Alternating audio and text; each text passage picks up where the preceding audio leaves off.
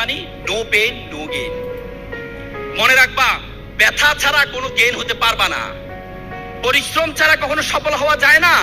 পৃথিবীর সবচেয়ে বড় সত্য হচ্ছে পরিশ্রম যারা করে, মনে রাখবা পরিশ্রমিককে পরিশ্রম কখনো হতাশ করে না। তুমি যদি পরিশ্রম না করো জীবনে কখনো সফল হতে পারবা না। আমি ছোট্ট একটা এক্সাম্পল তোমাদেরকে দিই। একবার একটা অঞ্চলে তারা চিন্তা করলো একটা মন্দির বানাবে। তো মন্দির বানানোর জন্য কি লাগে? মূর্তি লাগে। তো মূর্তির জন্য কি লাগবে? পাথর লাগবে। তো তারা চিন্তা করলো পাথর লাগবে। তখন তারা গেল, একটা এলাকা নাকি সুন্দর একটা পাথর আছে, সুন্দর শ্বেত বর্ণের সাদা বর্ণের একটা পাথর আছে।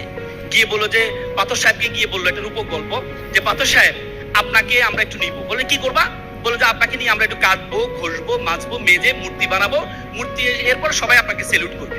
সে বলছে না না, কাটা খোরা মাজা এটা আমি সহ্য করতে পারবো না, অন্য কিছু বলো। বলছে না না, কাটতে তো হবেই। বলছে না না, কাটাকাটি করা যাবে না। তখন সাদা পাথরের পাশে ছোট্ট একটা পাথর, কালো পাথর, তাকে কেউ অ্যাপ্রোচ করে না। সে বললো স্যার আমাকে নিয়ে যান। বলেছে তুমি? বলছে স্যার আমাকে কাটেন, ঘষেন, মাজেন, যা কিছু করেন কোনো সমস্যা নেই। পরবর্তীতে কালো পাথরটাকে নিয়ে আসা হয়। নিয়ে এসে কালো পাথর কেটে ঘষে মেজে মূর্তি অবয়ব দিয়ে তাকে মন্দিরে রাখা হয়। পরে দেখা গেল প্রত্যেকে নারিকেল পানি ভেঙে তার গায়ে নারিকেল ঢালে, দুধ ঢালে, তাকে সম্মান করে। তখন তারা চিন্তা করলো নারিকেল ভাঙার জন্য একটা কি লাগবে? একটা নারিকেল ভাঙার জন্য একটা কি লাগবে? একটা পাথর লাগবে। তখন চিন্তা করলো ওই সাদা পাথর কাছে যায়, সাদা পাথর সাহেব আপনাকে কাটবো না, ঘষবো না, কিচ্ছু করবো না, আপনাকে শুধু কি আপনার এখানে কি ভাঙবো? নারিকেল ভাঙবো। সে বলছে কোনো সমস্যা নিয়ে যাও। পরে তাকে নিয়ে যাওয়া হয়। নিয়ে যাওয়ার পর তার গায়ে নারিকেল ভাঙে, তাকে ভেঙে। সে তো অবাক হয়ে যায়, কিন্তু আমার গায়ে নারিকেল ভাঙে আর পানিটা ঢালে কোথায়?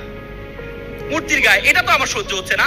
তো সে বলে তুমিও পাথর আমিও পাথর, তোমাকে কেউ সম্মান দিত না, আজকে প্রত্যেকে তোমাকে সম্মান দিচ্ছে। তিনি বলছে আজকে আপনি আমার সম্মানটা দেখতে পাচ্ছেন, কিন্তু আমাকে যে কাটা হয়েছে, কষা হয়েছে, মাজা হয়েছে, আমি সহ্য করেছি বলেই আজকে আমাকে এখানে মানুষ এসে সম্মান দিচ্ছে। আমরা মনে করি ভাগ্যে আমাদের যা আছে তাই হবে।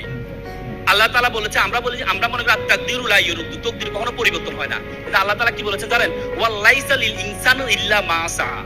মানুষ যেটাই চেষ্টা করে সেটাই পায়, যতটুকু চেষ্টা করে ততটুকু সে পায়। ইন্নাল্লাহা লা ইউগাইয়িরু বিকাউমি হাত্তা ইউগাইয়িরু বিআনফুসিহিম। আল্লাহ তাআলা বলেন কোন জাতির, কোন ব্যক্তির ভাগ্য পরিবর্তন করে না যতক্ষণ পর্যন্ত ওই ব্যক্তি নিজের ভাগ্য পরিবর্তন না করে।